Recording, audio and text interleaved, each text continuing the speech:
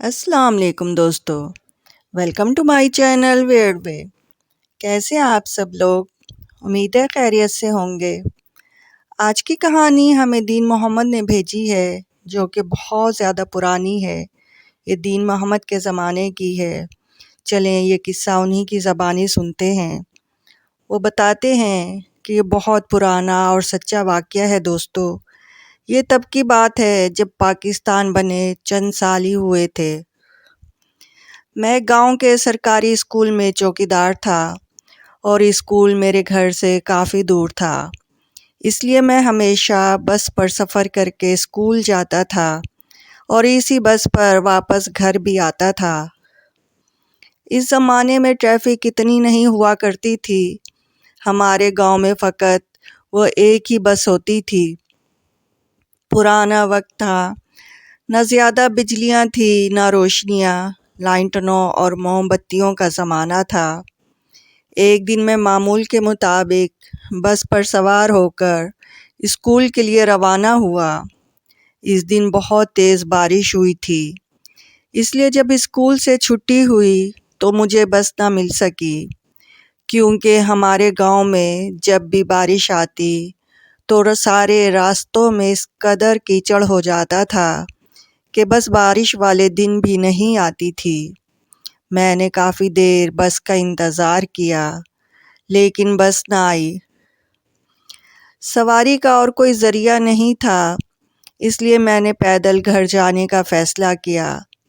راستہ کافی لمبا تھا، لیکن میری مجبوری تھی۔ میں عصر کے وقت گھر کے لیے روانہ ہوا، لیکن رات ہو گئی اور راستہ ختم ہونے کا نام ہی نہیں لے رہا تھا۔ ہر طرف اندھیرا ہی اندھیرا تھا۔ اس وقت آبادی اور آمد و رفت اتنی نہیں ہوتی تھی، اس لیے سڑکیں رات تو کیا دن کو بھی سنسان ہوا کرتی تھی۔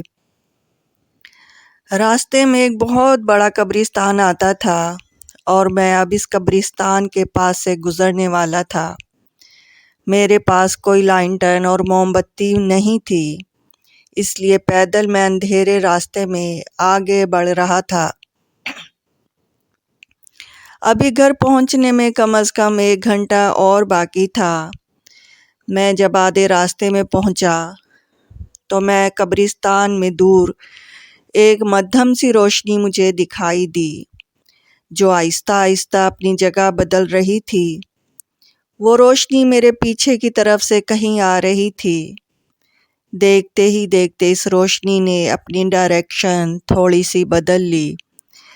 میں اس بات کا اندازہ لگا چکا تھا کہ وہ روشنی راستے میں بنے قبرستان سے آ رہی ہے، مگر میں اس بات کا اندازہ نہیں لگا پا رہا تھا کہ یہ روشنی ہے کس چیز کی۔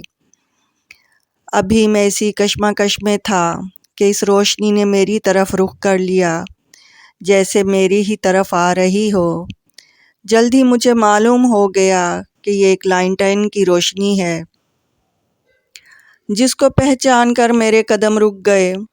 میں نے سوچا میں اندھیرے میں گھر جا رہا ہوں، یہ جو بھی شخص لائنٹن لے کر آ رہا ہے یہ بھی میرے گھر کی طرف ہی تو جا رہا ہے، اس لیے اس لائنٹن کی روشنی سے فائدہ اٹھایا جائے تاکہ میرا سفر بھی آسان ہو جائے۔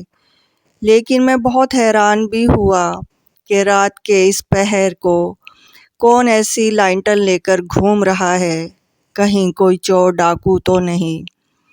لیکن چور ڈاکو ہمارے علاقے میں بہت کم ہی ہوتے تھے۔ پھر بھی میں نے سوچا ہو سکتا ہے کہ سچ میں کوئی چور ہو۔ یہ خیال آتے ہی میں نے راستے سے ہٹ جانے کا فیصلہ کیا اور ایک جھاڑی کے پیچھے چھپ کر اس لائنٹن والے شخص کو غور سے دیکھنے لگا۔ وہ شخص جو بھی تھا لائنٹن اٹھائے اس طرف آ رہا تھا۔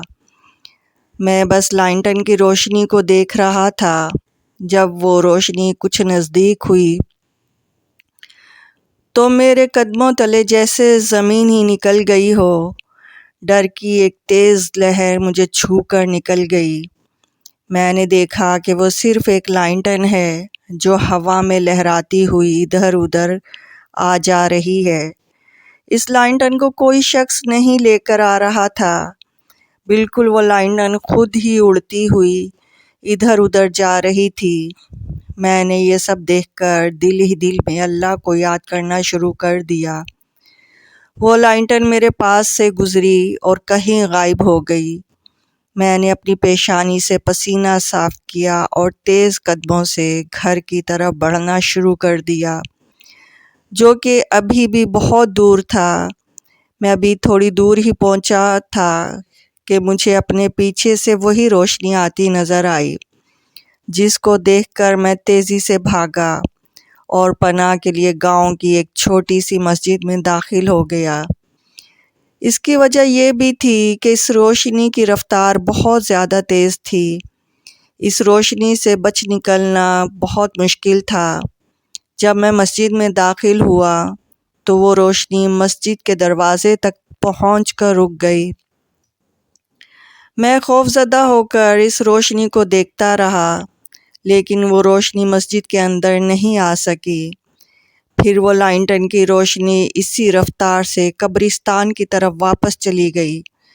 میں نے پوری رات اس مسجد میں گزاری اور دعائیں کرتا رہا۔ وہ روشنی مجھے رات بھر نظر آتی رہی۔ میں ساری رات اس روشنی کا تماشا دیکھتا رہا۔ وہ لانٹرن آتی جاتی رہی اور پھر فجر سے کچھ وقت پہلے وہ روشنی مکمل غائب ہو گئی۔ میں نے فجر کی نماز مسجد میں باجماعت ادا کی اور سورج نکلتے ہی وہاں سے گھر کے لیے چلا گیا۔ اگلی صبح جب میں گھر پہنچا تو بخار میں جکڑا ہوا تھا۔ مجھے بہت شدید بخار تھا۔